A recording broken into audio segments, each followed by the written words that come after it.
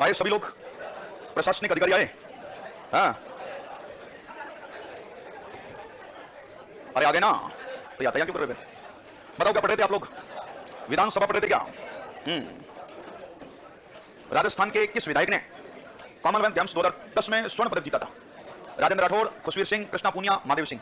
अरे कृष्णा पूनिया खिलाड़ी तो एक ही है, जीता था ना।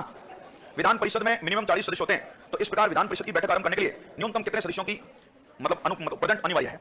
आपको पता है, मैंने बताया था विधान मंडल की गणपूर्ति, पर ध्यान रखिएगा यहां पर बात आप मेरे से ये पूछ रहे हो। अरे सुन ले पीछे, क्या कर रहा है तंग मत मन अभी। विधान परिषद में ये कह रहे हैं 40 सदस्य हो। पहली बात तो मैं आपको बताना चाहता हूं, विधानमंडल की गणपूर्ति के बारे में हम लोगों ने विचार किया है, 1/10 या 10 दोनों में से जो भी अधिक हो। इनका प्रश्न पूछने का जिस किसी ने पूछा उनका भाव यह है कि ऐसी विधान परिषद हो जहां पर 40 ही लोग हो। जैसे आपको पता होगा, जैसे मैं एग्जांपल भी देता हूं जम्मू कश्मीर में, और जैसे आज की स्थिति में एग्जांपल देता हूं तेलंगाना में। आज में तेलंगाना विधान परिषद है, और तेलंगाना विधान परिषद की सदस्य संख्या 40 है। अब मेरे को बताइएगा कि जब 40 विधान परिषद की सदस्यों की बैठक शुरू करनी है, तो गणपूर्ति 1/10 से कितने होंगे? 4। तो यहाँ 1/10 अधिक काम करेगा, 10 अधिक काम करेगा, 10 होंगे। तो मैंने पहले बता रखा आपको, विधान परिषद की सदस्य संख्या किस राज्य में सर्वाधिक है? अरे यूपी में भैया, जहां पर विधानसभा की सदस्य संख्या अधिक होगी वहां विधान परिषद। राजस्थान में वह राजनीतिक नेता कौन था 1952 से लेकर मृत्यु पर्यंत तक विधानसभा का सदस्य रहा? 1952 से लेकर जब तक मरा नहीं तब तक विधानसभा का सदस्य रहा कौन? देखिएगा, जहां तक कंफर्म तो मैं भी नहीं हूं, लेकिन मैं बता देता हूं, हरदेव जोशी था। कौन था? हरदेव जोशी। 9 बार विधायक रहा राजस्थान की विधानसभा का। तो 1952 से बनना शुरू हुआ, और जब तक मरा नहीं तब तक दम नहीं लिया उसने, है ना। राजस्थान की प्रथम महिला विधायिका कौन थी? ये विधानसभा में लिखवाने वाला हूं, यशोदा देवी। कौन थी? यशोदा। और किस वर्ष राजस्थान विधानसभा की कुल सदस्य संख्या बढ़ाकर 200 कर दी? अब तो विधानसभा सारी बातें पढ़नी है ना, छठी विधानसभा में 1977 में संख्या कितनी की थी? 200। चलो, क्या पढ़ रहे थे हम लोग पहले? ये बताओ, विधानसभा पढ़ रहे थे क्या?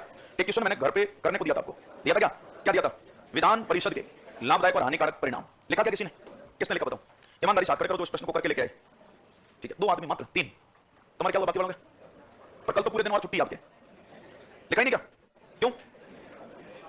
पढ़ना नहीं है? छुट्टी कर दूं अभी भी? नहीं, आप क्या तो लिखते नहीं ला रहे, क्या मतलब? क्यों कॉपी कर बताओ? मैं भी दुखी और तुम भी दुखी, क्योंकि अपने तो पढ़ना है नहीं, टाइम पास करनी है। तो टाइम पास तो यहां बैठ के करो, बाहर घूम के करो, बात हुई है। हाँ, मतलब किसी ने ढूंढने की कोशिश की क्या? हाँ, ढूंढने की कोशिश नहीं की, और ढूंढते तो निश्चित रूप से लिख के लाते। ठीक है, कर लो टाइम पास। मेरे क्या बताओ, मेरे को कोई नुकसान है क्या? बताओ। हाँ, आपके दिमाग में, किसी के दिमाग में ये उल्टी बात घूम रही है कि ये इतना जोर दे रहा है डेली हमको पढ़ने का, कह रहा है, इसका मतलब ये है कि इसको तो पैसे तभी मिलेंगे जब हम पढ़ेंगे। तो ये तुम्हारी गलतफहमी है कि ये इस बातों का समझाने का भी मैं पैसा ले रहा हूं। ये तो बात मैं तुमको पढ़ने की बोलता हूं, इसके भी पैसे लेता हूं। बात तो मैं आपने बोलते हुए देखा, कभी मेरे को मुंह ही नहीं खोलता बिना पैसे के। मैं मुंह तक नहीं खोलता हूं, क्योंकि मेरे को पता है मेरी क्लास में एनर्जी बहुत वेस्ट हो जाती है 12 घंटों में। तो मैं बाहर क्यों आता करूं फालतू लोगों से? किसी को मुंह अगर कोई मिले नहीं ना कि आज तो पूरी भड़ास से निकलनी है, तो वो आदमी बाहर भी बोले। यहाँ तो हर 15 मिनट के ब्रेक के बाद तो 2 घंटे की क्लास के बाद 15 मिनट के ब्रेक के बाद 2 घंटे की क्लास है, तो मैं बाहर मेरी एनर्जी क्यों वेस्ट करूं बताओ? इसलिए मैं बिना पैसे के आदत पड़ चुकी पिछले 8 साल से मैं बोलता ही हूं, है ना। तो बताओ मेरे को कि तुम्हारे किसी के दिमाग में गलतफहमी है कि ये इतना जोर दे रहा है, इसका मतलब कोई गड़बड़ तो है कि हम पढ़ेंगे तो इसको पैसा मिलेगा। मैंने कहा ना, हमेशा से आपको बोला मैंने, शायद मैंने कहा प्रतियोगिता का एक ऐसा क्षेत्र है जिसमें खुद की केयर विद्यार्थी को खुद ही करनी है। आपको कोई डांटेगा नहीं कि तू पढ़ ले, क्योंकि यहाँ तो मास्टर पढ़ाने आते हैं ना, ये माइक लगाने के बाद बोलना शुरू कर दिया, इसका मतलब इनका पैसा शुरू हो गया है। और जब तक ये माइक बंद नहीं होगा तब तक इनका पैसा चलता रहेगा। ठीक है ना। अब आपके समझ में आ रहा है तो भी वो पैसे ले रहे हैं, नहीं आ रहा है तो भी पैसे ले रहे हैं। आप पढ़ो तो भी लेंगे, पर नहीं पढ़ो तो भी लेंगे। मास्टर को 1% भी नुकसान नहीं है, नुकसान तुम खुद का खुद ही कर रहे हो। और मेरे को कोई नुकसान नहीं होगा, तुम विधान परिषद वाला क्वेश्चन नहीं करके लाए तो मत करो, मेरे क्या है? मेरे कौन सी पढ़ी, तुम ट्यूशन करो ही करो तब मेरे को पैसा मिलेगा, ऐसा तो है नहीं। मैं तो ठीक है चाहता हूँ कि तुमने इतनी बड़ी फीस दी है तो पढ़ लो तो ठीक रहेगा, है ना। घर वालों ने तुम्हारे पर भरोसा जताया, विश्वास जताया, तो थोड़े बहुत पढ़ लो तो अच्छा रहेगा। बाकी आपकी इच्छा है। डेली मैं तुमको क्या समझाऊं बताओ? 1 बार समझाए, 2 बार समझाए, 5 बार समझाए, इस बैच में मैंने 4-5 बार समझाया तुमको। अब मैं भी समझाने के लिए कसम खा लेता हूं कि तुमने तो कसम खा ली है, रोले भली तुम, तो मैं भी कसम खा लूंगा, फिर मैं क्यों समझाऊं तुमको? मेरे कौन सी पढ़ी है तो तुम समझोगे तो ही अच्छा रहेगा। चलो लिखो विधानसभा, मत लिखो, मेरे क्या है। और मैं तो कल से क्लास बंद कर रहा हूं, बंद है मेरी कल से क्लास। तुम सुबह 11 बजे छुट्टी कर देंगे तुम्हारी, है ना।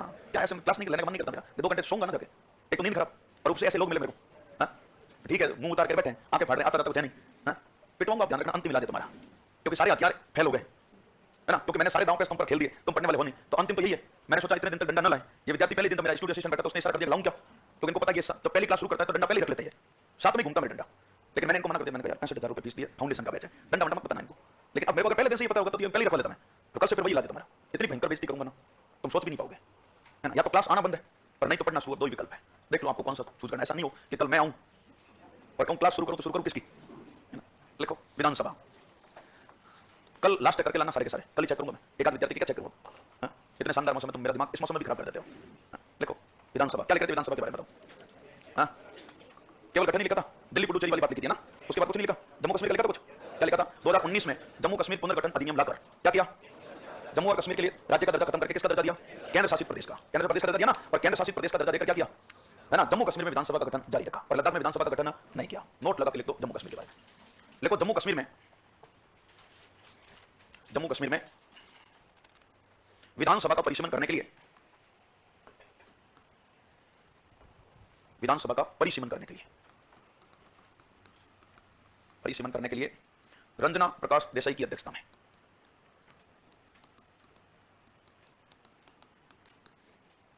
रंजना प्रकाश देसाई की अध्यक्षता में परिसीमन आयोग का गठन किया।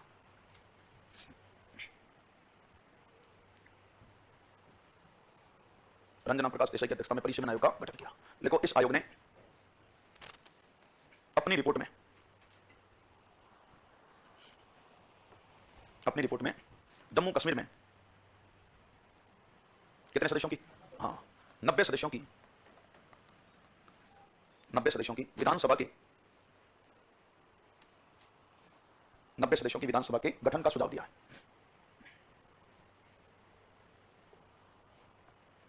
नब्बे सदस्यों की विधानसभा का गठन होगा, लेकिन पीओ के लिए कितनी सीटें, और आगे कंटिन्यू कर लिख दो, और 24 सीटें, 24 सीट पीओके के लिए पाक अधिकृत कश्मीर पीओके के लिए आरक्षित रखी है। पीओके के लिए क्या रखी है, आरक्षित। ठीक है, फिर लिखो जम्मू कश्मीर की विधानसभा में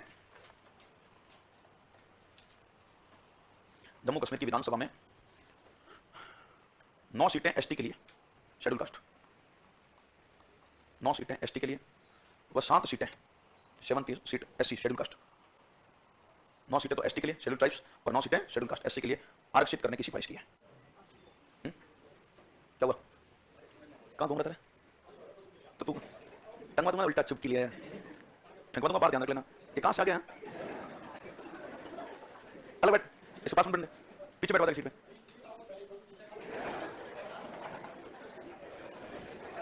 क्यों पकड़ के लाया इसको? बाहर ही रख लेता। ज्यादा बोल रहा तुम, तभी चुपकी से बाहर निकला, फिर चुपकी में ही रहेगा। ध्यान रखना, बाहर ही निकल दूंगा मैं, चुपकी में ही रखूंगा, फिर टंकी में डलवा दूंगा ऊपर वाली, ढक्कन बंद करवा दूंगा फिर। लेकिन सही ढंग से तो आता क्लास में, किस स्थिति में क्लास में आया तुम? आरएस के बैच में आया है।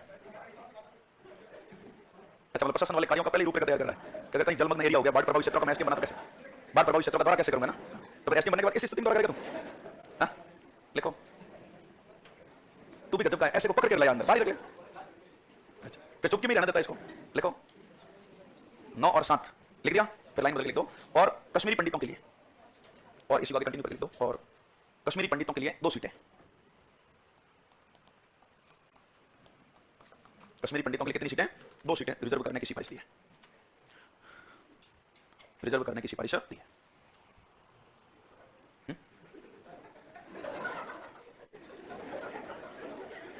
अंदर क्यों आने दिया तुमने इसको? लिखो ये आरएस बनेंगे, देखो हाँ, मतलब उपखंड बर्बाद हो जाएगा पूरा, यानी कि अगर उपखंड चला गया ना तो उपखंड पूरा बर्बाद हो जाएगा। लिखो जिस सीट का पूरा उपखंड बर्बाद कर देंगे, अभी तो सीट खराब की है। लिखो कितनी सीटें कश्मीरी पंडितों के लिए, 2 सीटें। ठीक है, ये जम्मू कश्मीर के परिसीमन की बातें थी, 2 याद रखना। अब देखिएगा भारतीय संविधान के आर्टिकल 170 में आपने लिखा कि भारत के प्रत्येक राज्य में क्या होगी, एक विधानसभा होगी। तो भारतीय संविधान का आर्टिकल 170 अगली बात विधानसभा के सदस्य संख्या की कर रहा है। किसकी कर रहा है? सदस्य संख्या की। अब ध्यान से सुन लीजिएगा, इन नए आर्टिकल 170 में विधानसभा में सदस्य संख्या के बारे में भारतीय संविधान में क्या लिखा हुआ है? भारतीय संविधान में लिखा कि किसी भी राज्य की विधानसभा में मैक्सिमम यानी कि अधिकतम कितने 500 मेंबर हो सकते हैं, और मिनिमम कितने होंगे? हाँ, न्यूनतम होंगे 60। तो ध्यान से सुनना, भारत का संविधान कह रहा है कि किसी भी राज्य की विधानसभा, किसी भी राज्य में विधानसभा गठित होती है तो उस राज्य की विधानसभा में अधिकतम यानी मैक्सिमम कितने मेंबर हो सकते हैं 500, और न्यूनतम कितने होना जरूरी है, यानी कि ये कह रहा है कि 60 और 500 के बीच कितने भी सदस्य रखे जा सकते हैं, 60 और 500 के बीच रखने। अब देखिएगा आज की तिथि में, मैंने आपको कल भी बताया पिछली क्लास में, आज की तिथि में धरातल पर कितनी विधानसभाएं कार्यरत है? 30 विधानसभा कार्यरत है। अब उन 30 विधानसभा में आपसे पूछ ले सर्वाधिक सदस्य संख्या वाली विधानसभा कौन सी है? हाँ, नंबर 1 स्थान है आपके सर्वाधिक में यूपी उत्तर प्रदेश में, है ना, और यूपी में कितने 403 यानी 403। नंबर 2 स्थान किसका भैया? वेस्ट बंगाल यानी कि पश्चिम बंगाल, कितने 294, है ना। और नंबर 3 स्थान जहां पर संकट चल रहा है ना, और वो संकट कल निपटा काफी कुछ, तो 288 288। ठीक है ना। अब ये तो सर्वाधिक वाली, पहले तो आप याद रखना कि 30 के 30 विधानसभा की सदस्य संख्या याद रखने की आपको कोई आवश्यकता नहीं है। ठीक है, आपको पहले तो सर्वाधिक में फर्स्ट सेकंड थर्ड याद रख लेना, यूपी पश्चिम बंगाल और नंबर दूसरा आपसे पूछ ले कि न्यूनतम सदस्य संख्या वाली विधानसभा है। अब आपको मैं बता देता हूं, ऑल ओवर विधानसभा, मैंने कहा आज की तिथि में 30 कार्यरत है, तो उन 30 में सबसे कम सदस्य संख्या वाली विधानसभा कौन सी है? ऑल ओवर में तो सबसे कम है पुडुचेरी, है ना, और पुडुचेरी में मात्र कितने विधायक हैं? 30। राज्यों के आधार पर सबसे कम पूछ लेता हूं, हाँ, राज्यों के आधार पर सबसे कम सिक्किम में 32, पर नंबर तीसरा स्थान गोवा, गोवा में कितने? 40, और मिजोरम में भी 40, गोवा में भी 40 और मिजोरम में भी 40। अब देखिएगा आपके मन में एक प्रश्न तो उत्पन्न हुआ है, क्वेश्चन तो ये उठा होगा आपके मन में सब में कि आपने अभी लिखा सदस्य संख्या में कि न्यूनतम कितने होने जरूरी थे? 60, लेकिन मैंने आपके सामने लिखा, क्या लिखा कि पुडुचेरी में 30 है, सिक्किम में 32 है, गोवा में 40 है, मिजोरम में भी 40 है। ये चारों ही अपवाद है। अपवाद क्यों है और क्यों नहीं रखा इनमें सदस्य संख्या 60? आपको एक प्रश्न पूछ लेता हूं और मैं, वो ध्यान से सुनना कि किसी भी राज्य को चाहे लोकसभा की हो और चाहे विधानसभा की हो, जो सीटें आवंटित की जाती है वो सीटें आवंटित किस आधार पर की जाती है बताओ? किसी भी राज्य को जो लोकसभा और विधानसभा की सीटों का आवंटन किया जाता है वो किस आधार पर किया जाता है बताओ? जनसंख्या, पॉपुलेशन के हिसाब से सीटें आवंटित होती है, सीट दी जाती है। अब एक प्रश्न और आपसे कई बार पूछा जाता है कि आपने मेरे को ये बताया कि किसी भी राज्य को लोकसभा या विधानसभा की जो सीटों का आवंटन किया जाता है वो जनसंख्या के हिसाब से किया जाता है। दूसरा प्रश्न आपसे ये पूछ ले कि वर्तमान में जो राज्यों में विधानसभा में जो सीटों का निर्धारण किया है, जैसे इनमें ये लिखी है सर्वाधिक में लिखी है राजस्थान में 200 है, तो वर्तमान में जो सीटें निर्धारित हो रही है वो आज की तिथि में कौन सी ईयर की पॉपुलेशन के आधार पर सीटें डिसाइड हुई है? आज की तिथि में आपको पता है 1971, 1971, 1971 की जनसंख्या के आधार पर, कौन से वर्ष की जनसंख्या? 1971 की जनसंख्या के आधार पर, है ना, आज की तिथि में सीटें डिसाइड हो रही है। जितने आपके राज्यों में 1971 में जनसंख्या थी ना, उसी के अनुपात में सीटें दी है। और ये 1971 वाला आधार वर्ष कब तक चलेगा? 2026 तक चलेगा। कब तक चलेगा? अब आप कहते हो अपवाद में क्यों है, तो मेरे को बताएगा कि आप लिख रहे हो कि आज जो सीटें चल रही है वो 1971 के आधार पर चल रही है और ये 2026 तक चलेगी। तो मेरे को ये बताओ पहले, तो ये जो मैंने लिखा है पुडुचेरी, सिक्किम में, गोवा, मिजोरम में, इनकी 1971 में इतनी जनसंख्या ही नहीं थी इनके पास किनको हम 60 सीटें दे सके। 1971 में इनके पास इतनी पॉपुलेशन नहीं थी किनको इतनी सीटें दी जा सके, है ना। और 1971 में नहीं थी तो हमको अपवाद में डालना पड़ा इनको। और फिर अब जनसंख्या बढ़ भी गई है तो हम आधार वर्ष तो चेंज कर ही नहीं रहे। और कब तक नहीं करेंगे? 2026 तक। 2026 तक तो इनमें से अगर जनसंख्या बढ़ भी गई है तो सीटों की संख्या में कोई परिवर्तन नहीं होगा। हाँ, 2026 में इनका अपवाद खत्म होने की स्थिति आएगी। तो अब आपको एक प्रश्न और पूछ लेता हूं कि आपके तो चलो अपवाद क्यों है ये समझ में आया कि 1971 की जनसंख्या के आधार पर सीटें दी गई है और 1971 में इन राज्यों की जनसंख्या इतनी नहीं थी कि इनको 60 सीटें दे सके, तो फिर इनको क्या करना पड़ा? अपवाद में डालना पड़ा। चलो ठीक है, मेरे को बताएगा कि आपको कोई क्वेश्चन ये पूछ ले कि ये क्यों तय किया जा रहा है, ये किया ही क्यों कि 1971 के आधार पर सीटें देंगे और 2026 तक बदलेंगे नहीं? ऐसा क्यों है? 2026 तक सीटें बढ़ने पर रोक क्यों लगाई? 1971 के आधार पर क्यों लिया? ये प्रावधान करने की आवश्यकता क्यों पड़ी? हर 10 वर्ष के बाद जनगणना होती है तो सीटें 10 वर्ष के बाद बढ़ा देते हैं। अब सीटें बढ़ाने पर रोक लगा बैठे 1971 से 2026 तक कह रहे सीटें नहीं बढ़ेंगी, मतलब 56 ईयर, 55, मतलब 55 साल तक आप सीटें बढ़ने पर रोक लगा रहे हो। क्यों? क्या आवश्यकता पड़ गई आपको ऐसा करने की? और ऐसा संविधान में प्रावधान क्यों किया? रीजन क्या है? तो सीधा सीधा एक लाइन में आंसर देना, कह देना बढ़ती हुई जनसंख्या को रोकने के लिए। ऐसा करने की आवश्यकता क्यों पड़ गई? बढ़ती हुई जनसंख्या को क्या करने के लिए? हाँ, पॉपुलेशन नियंत्रित करने का विकल्प है, उपाय है। अब आप मेरे सामने एक सवाल और खड़ा करोगे कि आपके कहने से चलो आंसर तो दे देंगे कि यहाँ 1971 का निर्धारण क्यों किया बढ़ती हुई जनसंख्या को रोकने के लिए। तो आपके तो हम मतलब आगे वाले को क्या समझेंगे? हमारे खुद की समझ में नहीं आया है कि यहाँ 1971 लिखने से जनसंख्या कैसे रुकेगी। ये आप कैसा कनेक्शन बिठा रहे हो? बताओ, यहाँ 1971 लिखो और जनसंख्या रुकेगी। अभी बता रहा हूँ कैसे रुकेगी, पूरी कहानी सुन लेना। आपको बताऊंगा अपने भारत की स्वतंत्रता से पहले की मैं बात करूं, स्वतंत्र भारत की बात करूं तो स्वतंत्र भारत में अत्याधुनिक सुविधाओं का क्या था? अभाव था। मतलब अत्याधुनिक सुविधाओं का अभाव था तो बच्चा जन्म लेते ही मोक्ष की प्राप्ति हो जाती थी, डेथ हो जाती थी। तो इसका मतलब बाल मृत्यु दर क्या थी? और बाल मृत्यु दर अधिक थी तो ऑटोमेटिक जनसंख्या वृद्धि दर क्या होगी? कम होगी। जहां पर बाल मृत्यु दर अधिक होगी वहां जनसंख्या वृद्धि दर स्वतः ही कम होगी। अब जैसे हम स्वतंत्र हुए और जैसे हमारी खुद की नवनिर्वाचित सरकारें बनी तो उन सरकारों ने अत्याधुनिक सुविधाओं में भी क्या किया? इजाफा। और बाल मृत्यु दर को क्या किया? अब जैसे जैसे बाल मृत्यु दर कम होती गई वैसे वैसे जनसंख्या वृद्धि दर क्या होती गई? ये जनसंख्या वृद्धि दर 1951 से बढ़ती गई, बढ़ती गई, बढ़ती गई। इस बढ़ती हुई जनसंख्या पर केंद्र में बैठी सरकार का बहुत लेट ध्यान गया, बहुत लेट। और वो लेट ध्यान गया तब, है ना, आपने राष्ट्रपति पढ़ा था क्या? 1975 में इंदिरा गांधी ने आपातकाल लगा था और 1975 के आपातकाल के दौरान ही 1976 में, 1976 में इंदिरा गांधी का पहली बार ध्यान गया बढ़ती हुई जनसंख्या पर। और अगर आप ज्योग्राफी में जनगणना पढ़े हो तो आपको ऐसा बताया गया होगा जनगणना में कि भारत सरकार के द्वारा पहली जनसंख्या नीति 1976 में जारी, पहली जनसंख्या नीति। और 1976 में इंदिरा गांधी के द्वारा जनसंख्या नीति जारी करके कहा कि बढ़ती हुई जनसंख्या को रोकना पड़ेगा। और अगर ये जनसंख्या इसी तरीके से बढ़ती गई तो कल के दिन भारत में हजारों प्रकार की समस्या पैदा होगी और उन समस्याओं की मूल जड़ कौन होगी? जनसंख्या। और जो आज आपको दिख रही है, आज आपके सामने वो समस्या पैदा हो चुकी है और उनकी मूल जड़ है जनसंख्या। वो कौन सी है? बेरोजगारी। वो कौन सी है? गरीबी। वो कौन सी है? सांप्रदायिकता, भाषावाद, क्षेत्रवाद। ये जितनी भी आपके सामने समस्या पैदा हो रही है ये समस्याओं की मूल जड़ कौन है? मेरे को बताएगा कि अगर भारत में इतनी जनसंख्या नहीं होती तो क्या इतनी बेरोजगारी होती? क्या अपने पास जनसंख्या इतनी होती जितने सरकार हमको रोजगार देने में काबिल होती? आज की स्थिति में आउट ऑफ कंट्रोल है सरकार, इस मामले में कुछ नहीं कर सकती। अब चाहकर भी कुछ नहीं कर सकती। क्यों? क्योंकि जनसंख्या इतनी है भारत की कि उसके अनुपात में वो रोजगार के अवसर उपलब्ध नहीं करवा सकता है।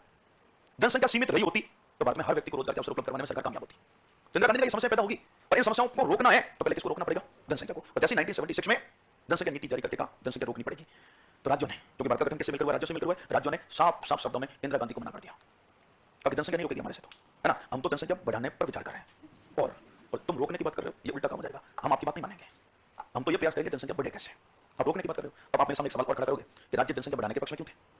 मैंने अभी बोला सीटें के साथ पर मिल रही है जनसंख्या दर पर। अब जिसके पास जनसंख्या ज्यादा होगी उसके पास सीटें ज्यादा होगी और जिसके पास सीटें ज्यादा होगी केंद्र की सरकार उतना ही ज्यादा इंपोर्टेंस यानी कि महत्व किसको देगी? उस राज्य को। आपके सामने अभी का लेटेस्ट उदाहरण है, बाकी 5 राज्यों में चुनाव थे, उत्तर प्रदेश, उत्तराखंड, गोवा, मणिपुर, पंजाब था।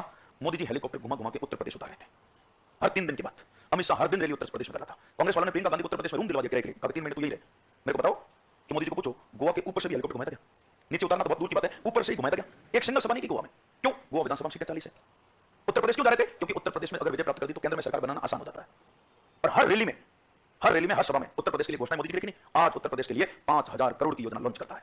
आज उत्तर प्रदेश के लिए 3500 करोड़ की योजना लॉन्च करते हैं। डफोड़ है क्या मुख्यमंत्री वो, जो जानबूझकर ये चाहेगा कि 5000 करोड़ और 3500 मेरे को ना मिले? कोई चाहेगा क्या? नहीं चाहेगा। तो वो तो कहेगा मैं सीटें कम करूंगा तो कल के दिन केंद्र वाले मुंह लगाना पसंद नहीं करेंगे।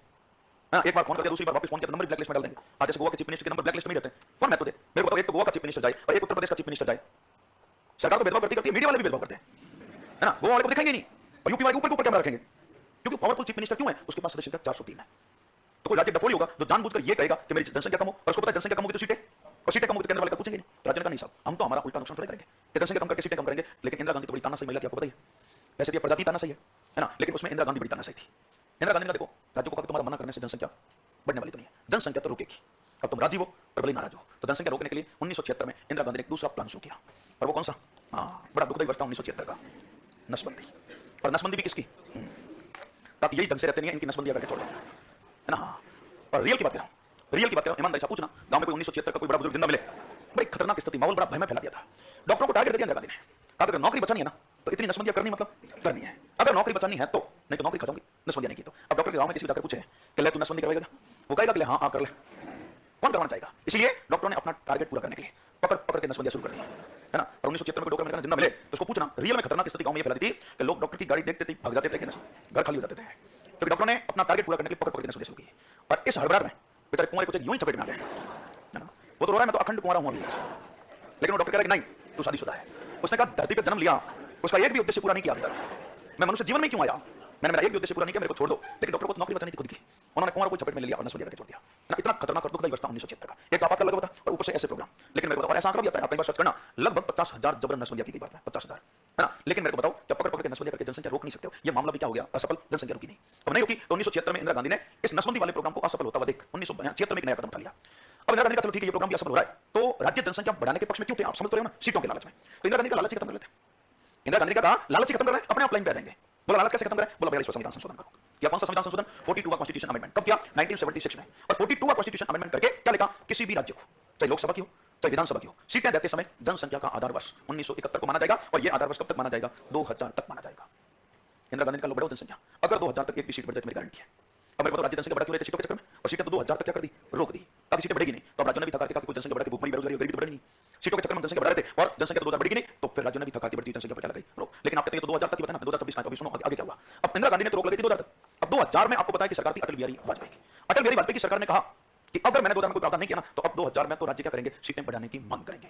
लेकिन जब तक 2000 आता सीटें बढ़ाने की मांग होती, और होती उससे पहले अटल बिहारी वाजपेयी की सरकार ने संशोधन किया, कौन सा, 84वां कॉन्स्टिट्यूशन अमेंडमेंट, कौन सी सरकार कर रही है, अटल बिहारी। और 84वें अमेंडमेंट के द्वारा क्या लिखा, यही सीटों के निर्धारण का वर्ष 1971 ही चलेगा, और ये अब आगे बढ़ाकर 2000 से कब तक किया जाता है, बस। तो 2000 तक तो लेकर आ गई थी कौन, इंदिरा गांधी, कौन से संशोधन के द्वारा, पर अब 2000 से आगे ले गया कौन, अटल बिहारी वाजपेयी, कौन से संशोधन के द्वारा, पर कब तक ले गया, 2026 तक। इसीलिए आज की स्थिति वो राज्य अपवाद है कि 2026 तक सीटें बढ़ ही नहीं सकती, ठीक है। ये सारी बातें आप सदस्य संख्या की याद रखना, ठीक है। और इन सदस्य का निर्धारण कौन करता है, पूछ ले तो, विधानसभा में सदस्य संख्या का निर्धारण कौन करता है, अरे संसद करती है, संविधान के माध्यम से निर्धारण होता है सदस्य संख्या का, क्लियर, कोई दिक्कत नहीं है। अब देखिएगा नेक्स्ट बात करें हम कार्यकाल की, किसकी बात करूं, अब विधानसभा के भी कार्यकाल का उल्लेख उसी आर्टिकल में, जिस आर्टिकल में आपने क्या पढ़ा था बताओ, विधान परिषद का पढ़ा था, और कार्यकाल का उल्लेख कौन से आर्टिकल में बताऊं, 172 में। अब आपसे कार्यकाल के बारे में पहले तो मैं विधानसभा का कार्यकाल पूछ लूं कि विधानसभा का कार्यकाल कितना होता है, विधानसभा के सदस्यों का भी 5 वर्ष, विधानसभा का भी 5 वर्ष और विधानसभा के सदस्यों का भी 5 वर्ष, दोनों का कार्यकाल कितना होगा, 5 वर्ष होगा, चाहे विधानसभा का पूछे चाहे विधानसभा के सदस्यों का पूछे। लेकिन मैंने आपको बता रखा कि ये जो कार्यकाल निर्धारित हुआ है 1951 के जन प्रतिनिधित्व अधिनियम के माध्यम से, अब 5 वर्ष निर्धारित तो कर लिया, अब 5 वर्ष चल रहा था, लेकिन बीच में हुआ गड़बड़, आज भी 5 वर्ष ही है, लेकिन बीच में गड़बड़ क्या हुई, 42वां कॉन्स्टिट्यूशन अमेंडमेंट किसने किया, इंदिरा गांधी ने, और कार्यकाल बढ़ाकर कितना कर दिया, 6 वर्ष। और कहा कि जीते तो मौत 5 वर्ष नहीं, मौत 6 वर्ष करेंगे। लेकिन पुनः संशोधन किया किसने, मोरारजी देसाई ने, कौन सा, 1978 में, और कार्यकाल कितना कर दिया, आज की तिथि में कार्यकाल कितना है, 5 वर्ष है। तो मूल में 5 वर्ष था, आज भी 5 वर्ष है, लेकिन 42वें कॉन्स्टिट्यूशन अमेंडमेंट के माध्यम से टेन्योर बढ़ाकर कितना कर दिया, और 44वें के माध्यम से वापस कितना कर दिया। आज की तिथि में कार्यकाल कितना पूछ ले तो 5 वर्ष, कोई दिक्कत नहीं है। लेकिन अब मैंने बताया सामान्यतः 5 वर्ष है।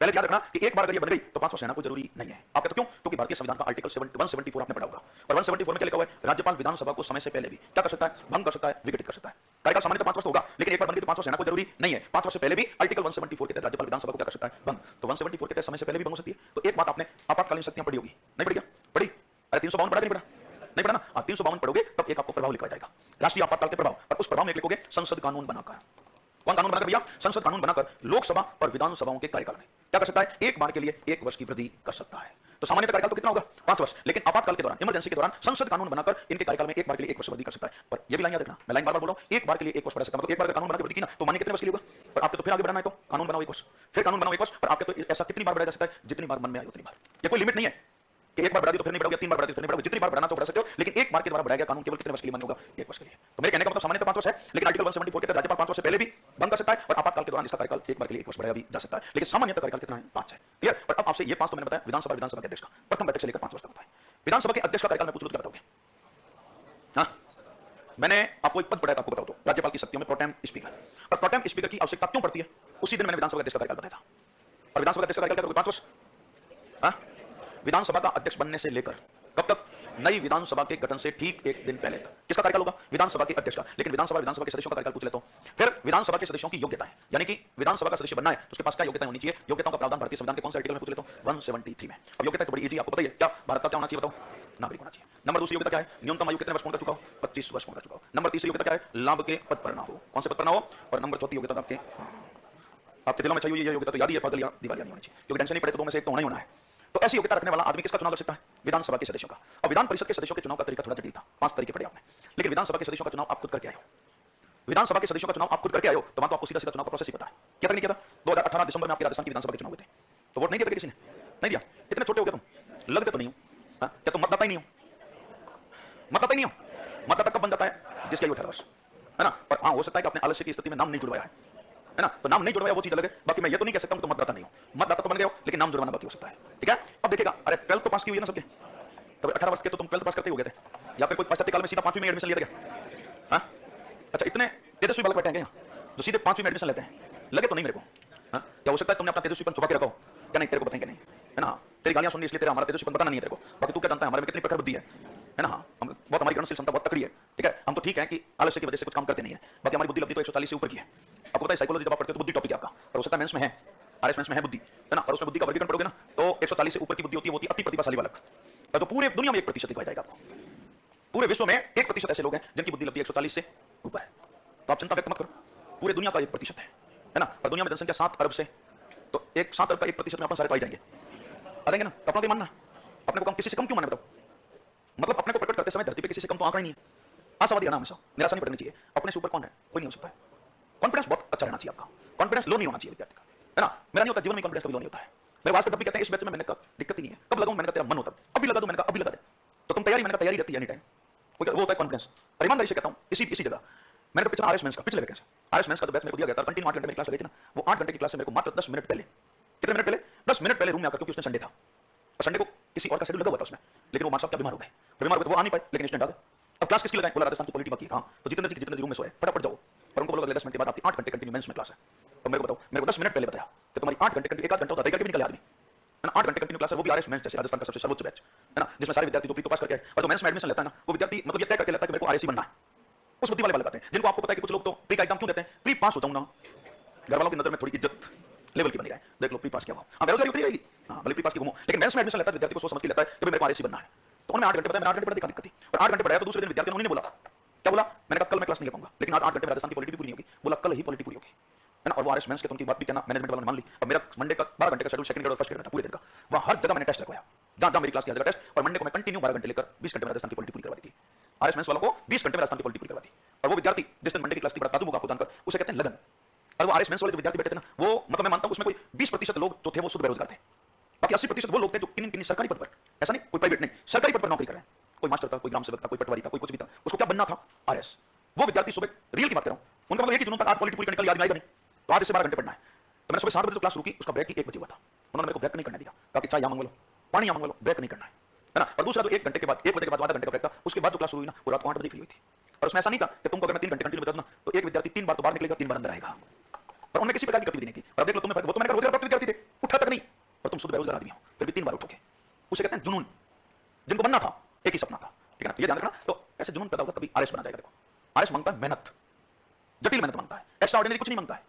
आपके दिमाग में, किसी के दिमाग में गलतफहमी हो कि आरएस बनने के लिए तो बहुत एक्स्ट्रा ऑर्डिनरी होना चाहिए, जन्म से अति प्रतिभाशाली होना चाहिए, वो जन्म से प्रखर बुद्धि का बालक होना चाहिए, वही आरएस बनता है। हम जैसे कोई आरएस बनते हैं, मैंने कहा ना, जीवन में कम नहीं आंकना है, बस मेहनत करो थोड़ी सी। कौन नहीं बनता? सब बनते हैं, सब बनते हैं। और मैं कहता हूं हर एक के अंदर वो क्षमता है, लेकिन हम क्या है ना, कड़ी मेहनत नहीं करते। ये थोड़ी सी अपन में अभी कमी है, अभी से शुरू करता हूं मेहनत। देखो तुम में से कोई कह रहा है मैं मतदाता भी नहीं हूं, ये बड़े ताज्जुब की बात है, ये आपके लिए सौभाग्य की बात है कि तुम इस कम उम्र में भी अभी फाउंडेशन जैसा ज्वाइन किया है। तो आप जटिल मेहनत करते करते 2 साल कंटिन्यू मेहनत कर दो ना, तो अगली आरएस की वैकेंसी में सीधा पहले अटेम्प्ट में ढंग की पोस्ट पर सिलेक्शन आएगी। अगर 2 साल जटिल मेहनत कर दो तो 2 साल बहुत बड़ी बात होती है। देखो थोड़ी थोड़ी अगर 4-4-5 घंटे भी कंटिन्यू मेहनत करते हो ना, इस क्लास के बाद मैं कहता हूं 3-4 घंटे भी पढ़ लो ना, तो भी 2 साल बहुत लंबा समय होता है। और वहां तक तो आप पोस्ट पढ़ लोगे 10 बार मेंस का, और वो भी लिख लिख के पढ़ लोगे, अपने खुद के नोट्स बना के पढ़ लोगे। और आप उस स्थिति में आ सकते हो कि 2 साल बाद तो ये कहोगे कि प्रश्न पूछेगा कहां से, जो पूछेगा ना ये मेरे नोट्स में आंसर लिखा हुआ है, इसका जाएगा कहां? वो इस स्थिति में पहुंच सकते हो 2 साल। और अभी आपके पास वो समय भी है, कितने बुढ़े भी तुम हुए नहीं हो कि 2 साल तुम कहां से दे। अभी 2 साल तक तो तुम हो सकता है किसी के ग्रेजुएशन क्लियर होगी 2 साल में, और किसी की हो रही है तो कोई दिक्कत नहीं, 1 साल ग्रेजुएशन के बाद भी बने ना तो कोई दिक्कत नहीं है। आपने देखा होगा आरएस तो बनते हैं ना, उनका अंतिम चांस होता है, और वो भी आरएस बनता है, और अंतिम चांस तक वो डटे रहता है कि अब तो बस लास्ट चांस है हमारा, तो 2 बार टाइम में भी नहीं हुआ ना, तो मन बताता है नहीं रे यार देखेंगे कोई कांस्टेबल का फॉर्म भरते हैं इस बार, है ना। अपना दिमाग ही चेंज हो जाता है। लेकिन वो विद्यार्थी अड़े रहते हैं कि नहीं बनना तो आरएस ही है, भले लास्ट अंतिम पड़ाव तक हमारे को संघर्ष करना पड़े। वो होते संघर्षशील विद्यार्थी, पढ़ा करो उनकी जीवनी। अब देखिएगा विधानसभा के सदस्यों का चुनाव मैंने कहा तुम खुद करके आए, और विधानसभा के सदस्यों का चुनाव कैसे होता है बताओ। विधानसभा के सदस्यों का चुनाव जनता के द्वारा कौन से तरीके से होता है? प्रत्यक्ष तरीके से। कौन से तरीके से? कौन से मताधिकार के आधार पर? व्यस्क मताधिकार के आधार पर। और एक सिद्धांत होता है इनके चुनाव में, कौन सा? First past the post. कौन सा? फर्स्ट पास्ट द पोस्ट, जिसको हिंदी में आप कहते हो अग्रता ही विजेता है। फर्स्ट पास्ट द पोस्ट यानी कि अग्रता ही विजेता के सिद्धांत पर इनका क्या करवाया जाता है? चुनाव। और आप कहते हो अग्रता ही विजेता मतलब फर्स्ट पास्ट द पोस्ट का मतलब क्या हुआ? एक सीट के लिए 10 उम्मीदवार खड़े हो गए, भाई पार्टी ने टिकट दिया तो पार्टी के टिकट पर खड़े हो गए, पार्टी ने टिकट नहीं दिया तो योग्यता रखने वाला निर्दलीय खड़ा होगा। अब जितने भी खड़े हुए 10 आदमी खड़े हुए, वोट कौन देगा? व्यस्क मतदाता देगा। उस विधानसभा क्षेत्र में आने वाले व्यस्क मतदाताओं के द्वारा वोट किया जाएगा और अब उस 10 में जो सर्वाधिक वोट प्राप्त करेगा ना वो जीत जाएगा। मेरे कहने का भाव समझ रहे होंगे, यहां पर जीतने के लिए कोई न्यूनतम वैध मतों का कोटा प्राप्त करना जरूरी नहीं है कि भले ही 10 में से सर्वाधिक वोट प्राप्त करने वाला नहीं जीतेगा, 1/3 या 1/2 या 1/4 वैध मत प्राप्त करने की कोई जरूरी नहीं है। 10 उम्मीदवार खड़े हो रहे हैं, उनमें से सर्वाधिक वोट जिसके खाते में पड़े ना वो विजय घोषित हो जाएगा। ठीक है, वो होता है अग्रताई विजेता, मतलब फर्स्ट पास्ट मतलब सर्वाधिक वोट प्राप्त करने वाला विजेता बनेगा। ठीक है, यहां पर न्यूनतम वैध मतों का कोई कोटा फिक्स नहीं है, तो सर्वाधिक वोट प्राप्त करेगा वो जीतेगा। चाहे मैंने कहा विधानसभा क्षेत्र में चुनाव हो रहे हैं, पर उस विधानसभा क्षेत्र के मतदाताओं को 10 उम्मीदवार खड़े किए आपने, पर 10 पसंद नहीं है, 10 उम्मीदवार मैदान में 10 पसंद नहीं है, तो वो विधानसभा क्षेत्र के या तो मतदान का बहिष्कार कर ले, क्या कर ले, और या सारे नोटा में डाल दे वोट। अब तो आपके तो 10 में जीतेगा कौन? जिसके परिवार वाले तो वोट देंगे ना। अब जिसके ज्यादा परिवार वाले होंगे वो जीत जाएगा, है ना। आपके तो मतलब कितने भी वोट मान लो 85 का अगर वैध खाते में तो भी जीत जाएगा, है ना। हाँ, कोई बार को उम्मीदवार को जमानत तो भी और क्या होगा, ठीक है ना। आया मामला समझ में? मतलब यहां पर मेरे कहने का बार-बार कह रहा हूं कि न्यूनतम कोटा कोई निश्चित नहीं है। इस तरीके से विधानसभा के सदस्यों का क्या होता है चुनाव, और विधानसभा के सदस्यों का चुनाव भी कौन सा आयोग करवाता है? केंद्रीय निर्वाचन आयोग। कौन सा आयोग करवाता है? केंद्रीय निर्वाचन। ये सारी बातें आप किसकी ध्यान रखना? विधानसभा की। लिखेगा विधानसभा की सदस्य संख्या,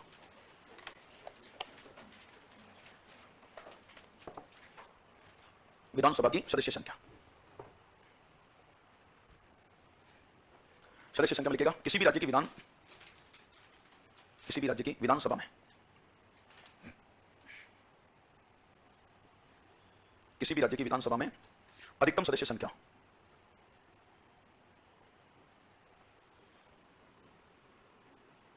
अधिकतम सदस्य संख्या कितनी? 500 हो सकती है। अधिकतम सदस्य संख्या कितनी हो सकती है? 500। व न्यूनतम 60 होगी। न्यूनतम कितनी होगी? 60। तो 60 और 500 के बीच कितने भी सदस्य हो सकते हैं? नेक्स्ट लिखिएगा। हाँ, 2026 तक परिवर्तित हो जाएगा। अब इस आंकड़े में परिवर्तन करें या ना करें वो बात की बात है। किसमें? 560 में, मतलब सदस्य संख्या परिवर्तित। राजस्थान विधानसभा में कितने? तो 200 ही नहीं रहेंगे, बढ़ जाएंगे। और हो सकता है इस 500 से ऊपर भी ले जाए। आप कहते क्यों? हो सकता है अभी मैंने कहा यूपी में 403 तो पहुंच गए।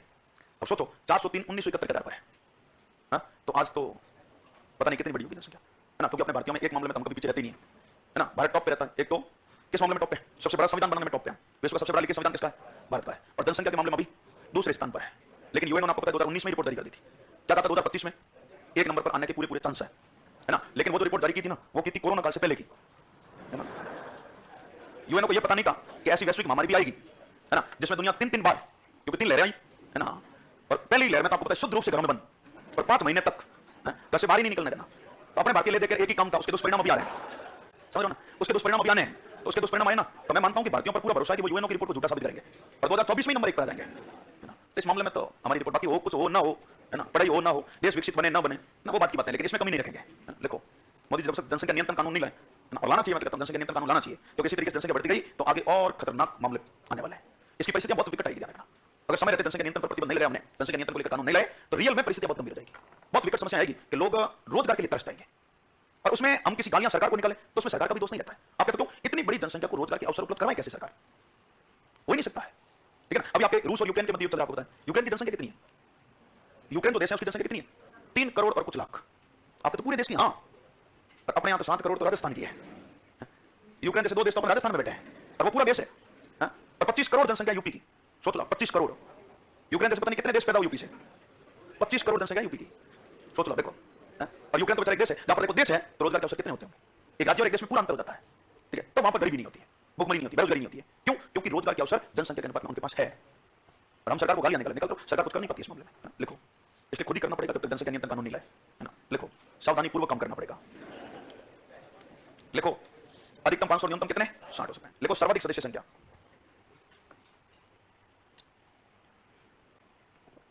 सर्वाधिक सदस्य संख्या नंबर 1 लिखो यूपी का, कितनी बताओ?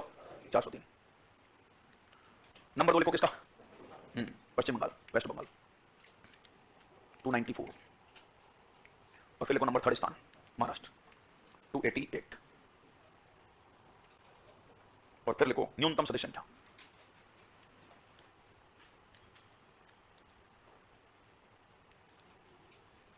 न्यूनतम सदस्य संख्या नंबर 1 लिखो पुडुचेरी, 30। नंबर 2 लिख दो सिक्किम, 32। नंबर 3 लिख दो गोवा, और गोवा के साथ मिजोरम भी लिख लो। गोवा व मिजोरम दोनों में 40-40, 40-40, ठीक है। तो ये सदस्य संख्या की बात याद रखना। नेक्स्ट नोट लगाकर लिखिएगा। वर्तमान में भारत में विधानसभा के सदस्यों की संख्या का निर्धारण, विधानसभा के सदस्यों की संख्या का निर्धारण निर्धारण 1971 1971 1971 की जनसंख्या के आधार पर किया जा रहा है। विधानसभा में सदस्य संख्या का निर्धारण 1971 की जनसंख्या के आधार पर किया जा रहा है। और यह आगे कंटिन्यू कर लिख दो। और यह आधार वर्ष कब तक माना जाएगा बताओ? 2026 तक माना जाएगा। 2026 तक माना जाएगा। क्लियर? ये ध्यान रखना। और दोनों अमेंडमेंट तो तुम पहले से लिख चुके हो क्या? 42 और 84 अमेंडमेंट लिखे हुए ना? नहीं लिखे हुए? लिख लो चलो। 42वें अमेंडमेंट के द्वारा 42 कब हुआ था? 1976 में। 42वें अमेंडमेंट के द्वारा क्या बोला? हाँ, 1971 को आधार वर्ष 2000 तक माना जाएगा। 42वें अमेंडमेंट के द्वारा कहा कि 1971 को आधार वर्ष 2000 तक माना जाएगा। 2000 तक माना जाएगा। और लाइन बदल के लिख दो। 84वें अमेंडमेंट के द्वारा कहा कि 84वां कब हुआ? हाँ, 2001 में। 84वें अमेंडमेंट के द्वारा कहा कि 1971 को आधार वर्ष 2026 तक माना जाएगा।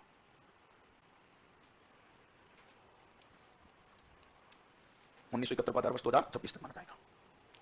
ये सारी बातें किसकी ध्यान रखोगे? सदस्य संख्या की। राजस्थान की अभी तक कुछ नहीं लिखी मैंने, मैं अलग से बात करूंगा राजस्थान की विधानसभा की। ठीक है ना? राजस्थान विधानसभा में सदस्य संख्या पहली में कब थी और बाद में कैसे कैसे बढ़ी, वो सारी बातें राजस्थान विधानसभा पढ़ेंगे। नेक्स्ट हेडिंग लगाओ कार्यकाल, टेन्योर। कार्यकाल उल्लेख कौन सा आर्टिकल में? 172 में। 172 में कार्यकाल में लिखो प्रथम बैठक से लेकर 5 वर्ष तक।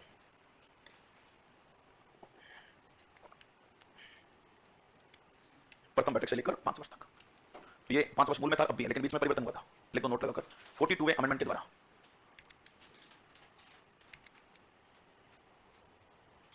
42वें अमेंडमेंट के द्वारा कहा कि कार्यकाल 6 वर्ष किया जाता है।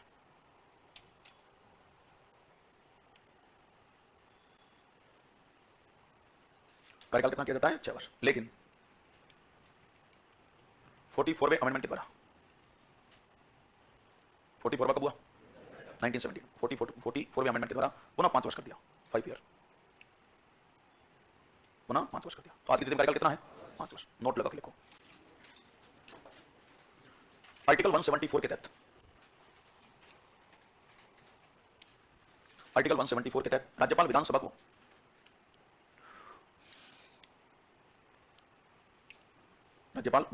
समय से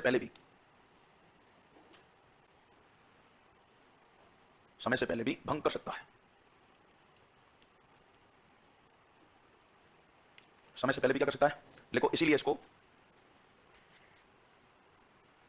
अस्थायी सदन कहा जाता है। इसीलिए इसको क्या कहा जाता है बताओ? अस्थायी सदन। ठीक है? फिर एक और नोट लगा के लिखो। लिखना आर्टिकल 352 अनुच्छेद 352 के तहत, आर्टिकल 352 के तहत लगे आपातकाल के दौरान, इमरजेंसी के दौरान, आर्टिकल 352 के तहत लगे आपातकाल के दौरान संसद कानून बनाकर, कौन कानून बनाकर? संसद कानून बनाकर कार्यकाल में एक बार के लिए 1 वर्ष की वृद्धि की जा सकती है या कर सकता है। कार्यकाल में एक बार के लिए 1 वर्ष की बढ़ोतरी की जा सकती है। ठीक है ना? तो सामान्यतः कार्यकाल 5 होता है, बढ़ाकर कितना किया जा सकता है? 6। हाँ, लेकिन मैंने कहा आपातकाल होना चाहिए और 1 बार का बढ़ावा कानून 1 वर्ष के लिए मान्य होगा। फिर अगर आपातकाल चल रहा है, मान लीजिए आपातकाल चल रहा है ना, और कार्यकाल क्या हो रहा है, फिर बढ़ाना है तो कानून बनाओ 1 वर्ष। तो आपातकाल के दौरान जब तक चले तब तक आप बार बार कानून बनाकर कितने वर्ष के लिए बढ़ा सकते हो? हाँ, लेकिन बड़ा 1 बार के लिए 1 वर्ष सकते हो। और आपसे पूछ ले कि ऐसा कभी आज तक हुआ है क्या? बिल्कुल हुआ है। केवल कितनी बार हुआ है? 1 बार। और आपने लिखा भी होगा, शायद पढ़ा नहीं होगा। 352 के तहत जो इमरजेंसी थी उसी दौरान आपके तो लोकसभा के चुनाव हुए थे 1971 में। 1971 में लोकसभा के चुनाव हुए थे, पर 1971 वाली लोकसभा कार्यकाल के हिसाब से तो कब बंद हो जानी चाहिए? 1975 में हो जानी चाहिए, लेकिन सॉरी 1976 में, लेकिन हुई कब? 1977 में। कार्यकाल कितने वर्ष बढ़ाया गया था? 1 वर्ष बढ़ाया था। तो आज तक हुआ ऐसा केवल कितनी बार है? 1 बार है। ठीक है? ये टेन्योर के बारे में याद रखना। नेक्स्ट लिखिएगा। तो संसद कानून बनाएगी, उसके लिए अलग से अभी तक बना नहीं है ऐसा। ठीक है ना? आप कह रहे हो आपातकाल ना हो, विधानसभा का कार्यकाल 5 वर्ष पूरा हो गया, केंद्रीय निर्वाचन आयोग चुनाव करवाने की स्थिति में नहीं है ना, तो फिर क्या करना पड़ेगा? संसदीय कानून बनाएगा इसके लिए भी, है ना? और बढ़ाएगा कितना ये कोई निश्चित नहीं है। आपातकाल में तो निश्चित लिखा होगा 1 बार बढ़ गया तो कितने वर्ष मान्य रहेगा वो? 1 वर्ष। नेक्स्ट लिखिएगा। विधानसभा के सदस्यों की योग्यताएं, विधानसभा के सदस्यों की योग्यताएं, qualification of member of legislative assembly, qualification of member of legislative assembly, article 173।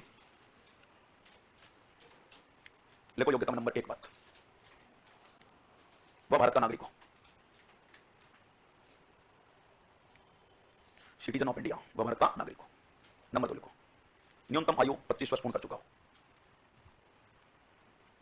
Minimum age of 25 year complete. English medium में पढ़ूंगा मैं, कल से ऐसा कर दूं, है ना। ये 2-4 लाइनें आती है मेरे को इंग्लिश में ना, तुमसे भी आगे हूं इंग्लिश के मामले में, है ना। लिखो, इंग्लिश मीडियम बेस्ट शुरू कर रहे हैं हम, प्योर इंग्लिश मीडियम जिसमें ओनली इंग्लिश में बात होगी, आरएस और आईएएस का दोनों का, उसमें मैं नहीं पढ़ रहा अभी। मैं दूंगा तो मारवाड़ी में बात करूंगा।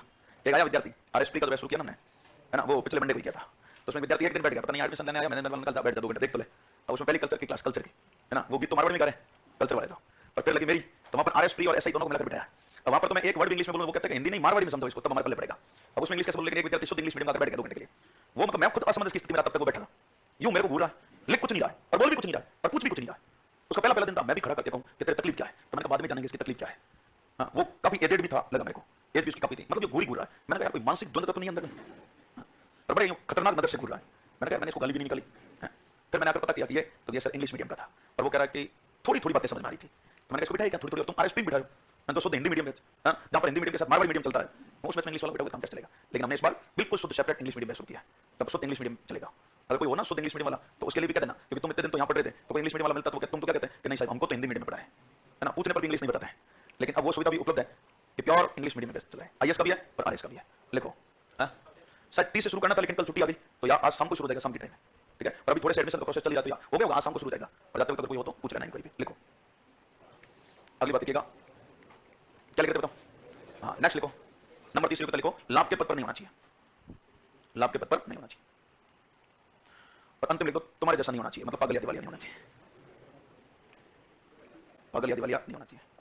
तुम आत्मा से मेरे को गालियां निकलते होंगे, एक तो फीस दी और ऊपर से वो भी मर गई है। हाँ लग रहा है मेरे को, लग तो गया था पहले, लेकिन मैं मेरे मुंह से क्यों बोलूं, मरी हुई है तभी तो तुम सवाल एक देता हूं, उसका भी आंसर लिख के नहीं लाते हो। तो ये आत्मा मरी हुई है क्या है, जिंदा है तुम्हारी आत्मा। लिखो, लिखो, विधानसभा के सदस्यों का चुनाव,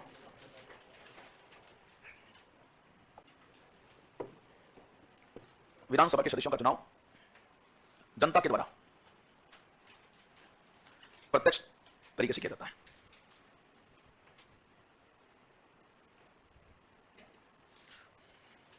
कौन से तरीके से किया जाता है, प्रत्यक्ष तरीके से, ठीक है। लिख दो, वयस्क मताधिकार के आधार पर,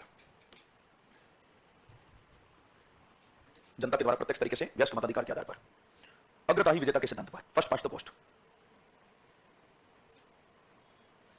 अग्रताही विजेता के सिद्धांत पर, फर्स्ट पास्ट द पोस्ट, ठीक है।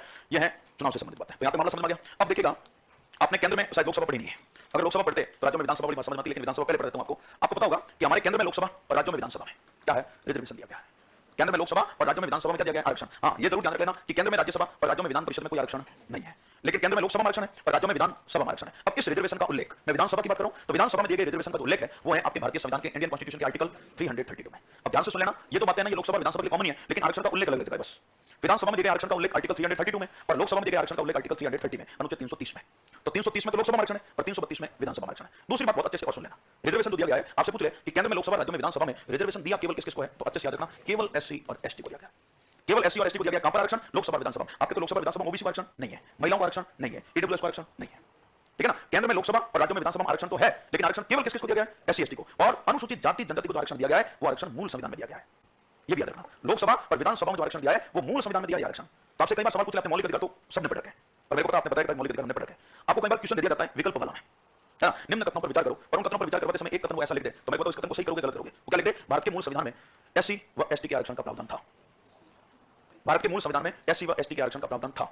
सही है गलत है, सही है, मूल संविधान में एससी व एसटी के आरक्षण का प्रावधान था, अरे सही है ना।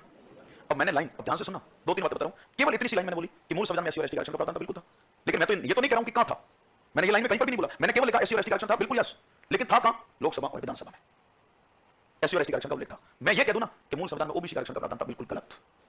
आपने तो रिजर्वेशन पढ़ा है, मौलिक अधिकार में पढ़ा है, वो पढ़ा है शिक्षण संस्थाओं और सरकारी नौकरियों में। शिक्षण संस्था सरकारी नौकरी में आरक्षण पढ़ा, कौन से अनुच्छेद में पढ़ा, 15 में पढ़ा, 16 में पढ़ा। अनुच्छेद 15 4 लिखा था और अनुच्छेद 16 4 लिखा था। 15 का सब पार्ट लिखा था 4 और 16 का सब पार्ट भी 4, दोनों जगह लिखा। लेकिन मेरे को बताओ कि क्या भारत के मूल संविधान में 15 4 और 16 4 का उल्लेख था, नहीं था। दोनों ही कौन से संशोधन के द्वारा जोड़े गए थे, पहला संविधान संशोधन हुआ था जून 1951 में, और 15 4 में तो अनुसूचित जाति जनजाति और पिछड़े वर्गों को, वहां पर भी ओबीसी नहीं लिखना था। क्या वर्ग लिखा होगा आपने, क्योंकि ओबीसी कैटेगरी बहुत लेट आई थी, बहुत लेट आई थी। एससी एसटी और पिछड़े वर्गों को आरक्षण दिया 15 4 में शिक्षण संस्थाओं में, और 16 4 जोड़ा पहले संशोधन के द्वारा, और एससी एसटी और पिछड़े वर्गों को आरक्षण दिया सरकारी नौकरियों में। तो एससी एसटी और पिछड़े वर्गों के जो लोक सेवा और शिक्षण संस्थाओं में आरक्षण दिया 15 4 और 16 4 में, वो आरक्षण पहले संशोधन के द्वारा दिया गया। मतलब इस आरक्षण का उल्लेख मूल में नहीं था, लेकिन लोकसभा और विधानसभा में आरक्षण का उल्लेख मूल में था। अब इसीलिए मैंने ये लाइन पूछी क्योंकि आपको पता है हम लोग क्या कर देते हैं, वो प्रश्न गलत कर देते हैं।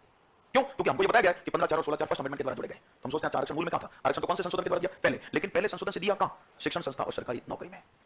लोकसभा और विधानसभा में आरक्षण का उल्लेख मूल में था, पहली बात। लेकिन था केवल किसको? अभी याद रखना, एससी एसटी को। दूसरी बात एक और पूछी जाती है, पूछी जाती है, आपने मौलिक अधिकार पढ़ा होगा। आपको पता है हर बार आरक्षण 10 वर्ष के लिए बढ़ रहा है ना? लेकिन अब सुनना, पहले इसके बारे में बता दूं, फिर आपको मौलिक अधिकार आरक्षण दिया उसकी अवधि क्या तय की थी। अनुच्छेद 332 में विधानसभा में एससी एसटी आरक्षण दिया, अनुच्छेद 330 में लोकसभा में एससी एसटी आरक्षण दिया। लेकिन दोनों के बारे में, दोनों मतलब लोकसभा और विधानसभा के बारे में भारतीय संविधान के अनुच्छेद 334 में आर्टिकल 334 में क्या लिखा? एक लाइन लिखी, ये जो लोकसभा और विधानसभा में अनुसूचित जाति और जनजाति को आरक्षण दिया जा रहा है, ये आरक्षण मात्र 10 वर्ष के लिए मान्य होगा। ये मूल संविधान में लिखा जा रहा है 10 वर्ष वाली बात भी। कौन से अनुच्छेद में लिखी जा रही है? 334 में। क्या लिखा जा रहा है? ये आरक्षण अम्बेडकर ने कहा 10 वर्ष के लिए मान्य होगा। आप कहते हो, पहला तो मेरे सामने सवाल ये खड़ा करोगे कि इस आरक्षण की आवश्यकता कहां थी? लोकसभा और विधानसभा में एससी और एसटी को आरक्षण देने की मूल संविधान में कहां आवश्यकता थी? बहुत आवश्यकता थी। आप कहते हो क्यों? भारत का संविधान लागू होने से पहले भारत रियासती शासन व्यवस्था में जी रहा था, आपको बताऊंगा। और रियासती शासन व्यवस्था में राजतंत्र चलता था, सत्ता किसके हाथ में थी? स्वर्णों के। रियासती शासन व्यवस्था में सत्ता किसके हाथ में थी? स्वर्णों के हाथ में थी। तो अब डॉक्टर अंबेडकर ने कहा कि रियासती शासन व्यवस्था में तो अनुसूचित जाति जनजाति दलितों की सत्ता में कोई भागीदारी नहीं थी। क्यों? क्योंकि सत्ता स्वर्णों के हाथ में थी। और अब रियासती शासन व्यवस्था में दलितों पर इतना खतरनाक अत्याचार हुआ है कि वो स्वर्णों के खिलाफ सिर ऊंचा करने की भी हालत में उस समय थे नहीं, बहुत पिछड़े हुए लोग थे। अब डॉक्टर अंबेडकर ने कहा कि 1952 में जो तुम चुनाव करोगे उसमें क्या तो दे दोगे कि भारत का नागरिक आयु 25 वर्ष से चुनाव लड़ने कोई दिक्कत नहीं है। लेकिन डॉक्टर अंबेडकर ने कहा रियासती शासन व्यवस्था में दलितों पर इतना खतरनाक अत्याचार हुआ है कि वो स्वर्ण के सामने चुनाव लड़ने की हिम्मत नहीं करेंगे। इतना डरा के रखा है उनको, पहले तो हिम्मत ही नहीं करेंगे चुनाव लड़े। और दूसरा अंबेडकर ने कहा कि अगर हिम्मत कर भी ली तो स्वर्णों का इतना प्रकोप है कि वो चुनाव जीतने नहीं देंगे। तो रियासती शासन व्यवस्था में तो सत्ता में हमारी कोई भागीदारी थी नहीं, और अब अगर यही कंडीशन बनी रही तो सत्ता में भागीदारी होगी नहीं। तो दलितों की आवाज मुकर करेगा कौन सरकार में? सरकार में दलितों की आवाज उठाने वाला आदमी होना चाहिए ना। पर आदमी अगर जीत के नहीं गए तो कैसे होगा? तो संविधान निर्मात्री सभा ने कहा कि क्या करें बताओ? बोला एकमात्र विकल्प है, आरक्षण देना पड़ेगा, सीट रिजर्व करनी पड़ेगी। रिजर्व सीट करेंगे तो बोल दिया कि एससी के लिए रिजर्व है, तो उस सीट पर खड़े होने वाला केवल कैंडिडेट कौन सा होगा? एससी का होगा। बाकी किसी कैटेगरी आदमी का फॉर्म भरे तो वो भी एक्सेप्ट नहीं, केवल एससी वालों का एक्सेप्ट होगा, तो जीतेगा भी एससी वाले। और अंबेडकर ने कहा ये आरक्षण केवल कितने वर्ष के लिए रख लेना? 10 वर्ष के बाद स्थिति ठीक हो जाएगी, अनुकूल हो जाएगी, ये डर खत्म हो जाएगा, सब जीवन धारा समान जीवन स्तर की शैली बन जाएगी, तब इस आरक्षण को खत्म कर देना। आप कहते हैं 26 जनवरी 1950 को आरक्षण संविधान लागू हो रहा है, उसमें आरक्षण 10 वर्ष के लिए लिखा हुआ है, बिल्कुल यस। तो आप कहते हो फिर 25 जनवरी 1960 को आरक्षण खत्म करना चाहिए था। आप कहते क्यों नहीं हुआ? 25 जनवरी 1960 आता, उससे पहले 8वां संविधान संशोधन हुआ, 8वां। और 8वें संशोधन के द्वारा इस आरक्षण को 10 वर्ष और बढ़ा दिया। कितना कर दिया? 1970। आपके तो 1970 1970 में खत्म होना चाहिए था। 23वां संविधान संशोधन हुआ, 10 वर्ष और बढ़ा, 1980। आपके तो फिर 10 वर्ष बढ़ा। पर अभी आपकी आंखों के सामने एक लेटेस्ट घटना और हुई जिसने 10 वर्ष बढ़ाया, और वो कौन सा संशोधन हुआ? 104वां, है ना? 104वां संशोधन हुआ कब? 2020 में। और इस आरक्षण को 10 वर्ष के लिए इस 104वें संशोधन के द्वारा 7वीं बार बढ़ाया गया। कितनी बार बढ़ाया गया? और 7वीं बार इस आरक्षण को बढ़ाते हुए 2030 तक कर दिया है। तो इसका मतलब अब ये आरक्षण 25 जनवरी 2030 तक लागू रहेगा, है ना? आपने तो 25 जनवरी 2030 तक संशोधन कर दिया तो 10 वर्ष बढ़ जाएगा, और संशोधन नहीं किया तो स्वतः ही खत्म हो जाएगा। 25 जनवरी 2030 को खत्म करने के लिए संशोधन करना जरूरी नहीं है। 25 जनवरी 2030 तक इसकी अवधि को आगे बढ़ाने वाला संशोधन नहीं किया ना तो स्वतः ही खत्म हो जाएगा। लेकिन आज तक कितनी बार किया जा सकता है? 7 बार इस आरक्षण को 10 वर्ष के लिए बढ़ाया जा चुका है, 2030 तक आरक्षण। और अभी बढ़ाएगा 7वीं बार कौन से संशोधन के द्वारा? ये मोदी जी की सरकार के द्वारा बढ़ाया। और यही आरक्षण 334 में लोकसभा के लिए बढ़ा और 334 में विधानसभा के लिए बढ़ा। अब ये जो आरक्षण है ना, लोकसभा और विधानसभा, इस आरक्षण को बढ़ाने के लिए 10 वर्ष के बाद क्या करना पड़ता है? संशोधन। लेकिन मेरे को एक बात बताओ, क्योंकि आप मौलिक अधिकार पढ़ चुके हो, कि आपने कहा कि अनुच्छेद 15(4) में, किसमें? अनुच्छेद 15(4) में शिक्षण संस्थाओं में आरक्षण दिया, और अनुच्छेद 16(4) में सरकारी सेवाओं में। और उस आरक्षण को कितने वर्ष के लिए बढ़ाया जा रहा है? बहुत अच्छे से याद रख लेना, क्योंकि बहुत बड़ी गलतफहमी लेकर घूमते विद्यार्थी। और वो क्या लेकर घूमते हैं? ये शिक्षण संस्थाओं और सरकारी नौकरियों में जो आरक्षण है ना, ये भी 10-10 वर्ष के लिए बढ़ रहा है। अरे नहीं बढ़ रहा वो, और उसको बढ़ाने की आवश्यकता ही नहीं है। आप कहते क्यों? क्योंकि फर्स्ट अमेंडमेंट के द्वारा जो 15(4) और 16(4) में आरक्षण दिया गया था ना, वो आरक्षण अनिश्चित काल के लिए दिया गया था। उस आरक्षण की कोई अवधि संविधान में नहीं लिखी थी। हाँ, केवल आरक्षण का आधार जरूर लिखा था। आपको मैं सवाल पूछ लूं आज की स्थिति में कि वर्तमान में जो शिक्षण संस्थाओं में आरक्षण दिया जा रहा है एससी एसटी ओबीसी को, उस आरक्षण का आधार क्या है? सामाजिक और शैक्षिक पिछड़ापन है। अम्बेडकर ने कहा ऐसे लोग जो समाज और शिक्षा दोनों दृष्टि से क्या है? पिछड़े हुए, उनका उत्थान करने के लिए आरक्षण दिया जाएगा। और डॉक्टर अम्बेडकर क्या कहते हैं? कहा कि अभी हम सामाजिक और शैक्षिक पिछड़ापन के आधार पर आरक्षण दे रहे हैं, जब सरकार को लग जाए इनके सामाजिक क्षेत्र में वृद्धि हो चुकी है, मतलब सामाजिक स्थिति में भी मजबूत हो चुके हैं और शैक्षणिक स्थिति में सुधार आ चुका है, उसने आरक्षण खत्म कर देना। पर अम्बेडकर तो 1956 में चले गए। ये क्या और पीछे सरकार जो बची, चाहे वो किसी की भी बची, अब इस आरक्षण को छेड़े कौन? खत्म करे कौन? क्योंकि ये तो आगे एक जो हाथ लगाएगा वो जलेगा। इतना सेंसिटिव मुद्दे को कोई छेड़ने की सरकार कोशिश नहीं कर रही है।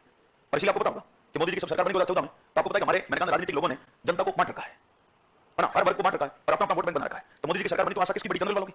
जनरल वाले आशा सिर्फ बीजेपी से कर सकते हैं, क्योंकि बीजेपी का वोट बैंक है जनरल। तो मोदी जी को पता था कि जनरल हमारा वोट बैंक है, हमारी सरकार बनी है, तो जनरल वालों को आशा ही हमसे है, तो जनरल वालों को राजी करें कैसे? अब दो विकल्प थे, या तो आरक्षण खत्म करें तो राजी, और या आरक्षण दे तो राजी। अब मोदी जी ने खत्म करने में अगर हाथ भी लगा दिया ना तो बहुत बड़ा बवाल पैदा होगा। इसलिए इसको छेड़ना तो मूर्खता हो जाएगी। तो क्या करें?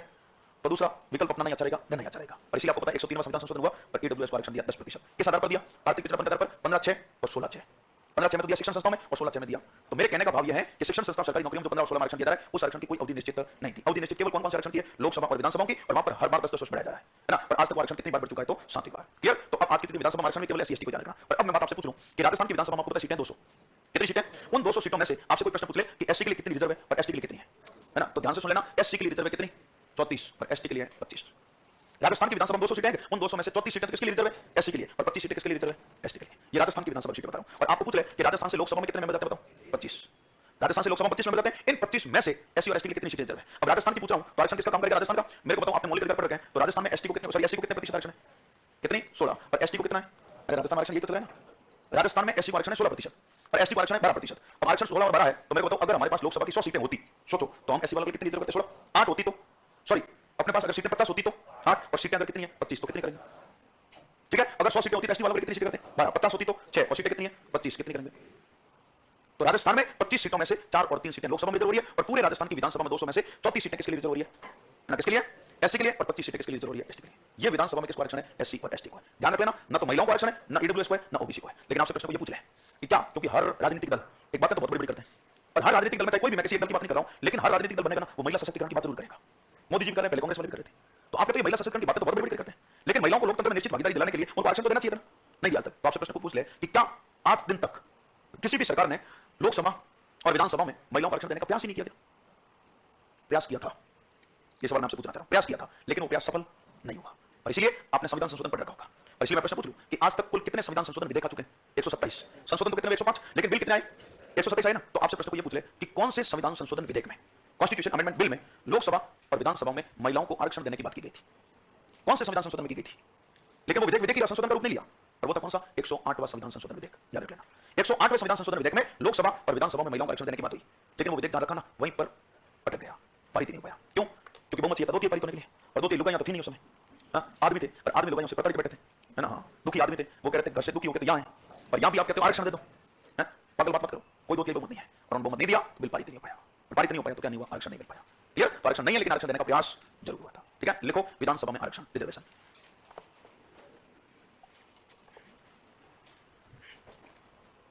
आरक्षण अनुच्छेद कौन सा बताओ? हाँ, विधानसभा में आरक्षण का उल्लेख लिखो 330 में, सॉरी 332 में। 330 में तो किसको है? लोकसभा में। लिखो आरक्षण 332 लिखा ना, अब लिखिएगा विधानसभा में केवल, विधानसभा में केवल एससी व एसटी को आरक्षण है।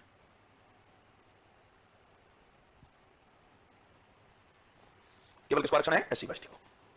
लाइन बदल के लिखना, आर्टिकल 334 अनुच्छेद 334 में, 334 में यह प्रावधान किया गया था कि,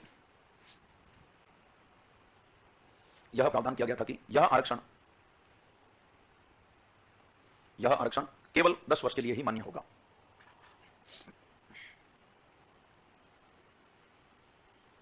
यह आरक्षण केवल कितने वर्ष के लिए मान्य होगा? 10 वर्ष के लिए। कौन सा अनुच्छेद मिलेगा? 334 में। लाइन बदल के लिख दो, इस आरक्षण को 10 वर्ष के लिए आज तक कितनी बार? 7 बार बढ़ाया जा चुका है। 10 वर्ष के लिए आज तक 7 बार बढ़ाया जा चुका है। लाइन बदल के लिखो, 7वीं बार 104वें संशोधन के द्वारा। 104वां कब हुआ? 2020 में। 7वीं बार 104वें संशोधन के द्वारा 2020 से बढ़ाकर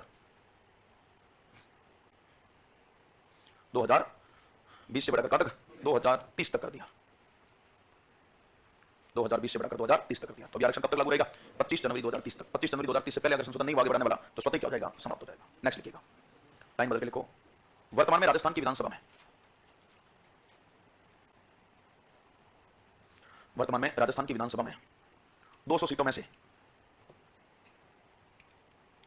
200 सीटों में से एससी के लिए, शेड्यूल कास्ट एससी के लिए कितनी? 34 व एसटी के लिए कितनी? 25 सीटें रिजर्व है, आरक्षित है। 25 सीटें रिजर्व है। ठीक है, ये तो राजस्थान की विधानसभा। मैंने कहा राजस्थान में लोकसभा में कितनी है? लाइन बदल के लिख दो, राजस्थान में लोकसभा की 25 सीटों में से, लोकसभा की 25 सीटें, 25 सीट में से एससी के लिए 4 एससी के लिए 4 व एसटी के लिए 3 सीट रिजर्व है। 3 सीटें क्या है? रिजर्व है। तो ये विधानसभा में केवल एंड केवल किसको आरक्षण है भैया? SC ST. कोई दिक्कत नहीं है, और आरक्षण मूल में था। अब आपके अंतिम एक विधानसभा और अनुच्छेद बच गया 333। वैसे तो मैं बता चुका हूं 333 के बारे में बातें, लेकिन लिख लो अनुच्छेद 333 में क्या था? राज्यपाल विधानसभा में क्या करेगा? एक एंग्लो इंडियन को नॉमिनेट करेगा। लेकिन कौन सा संशोधन हुआ? 104वां। और आंग्ल भारतीयों के मनोनयन को क्या कर दिया? निष्प्रभावी, अभी कोई एंग्लो इंडियन नॉमिनेट। लाइन बदल के लिखो, अनुच्छेद 333 में, आर्टिकल 333, अनुच्छेद 333 में यह प्रावधान था कि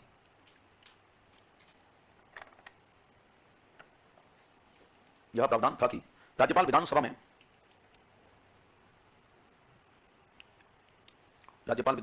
एक आंग्ल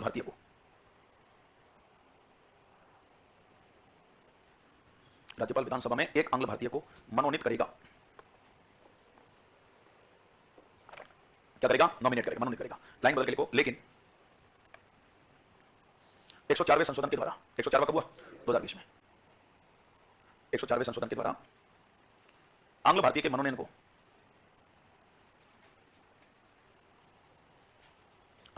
मनोनयन को निष्प्रभावी कर दिया।